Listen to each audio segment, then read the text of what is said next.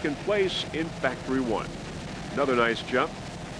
There's Purple Haze on the outside. Purple Haze battle here in Factory 1. Purple Haze and Pantera battling there, as you can see, in Factory 1. Let's see that in slow motion, all jumping basically at the same time. Nice shot. Everyone in control, no problem. Rough waters, as you can see here in Daytona Beach.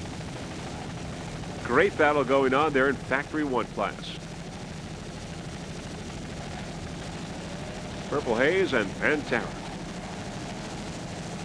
fighting the elements here in Daytona.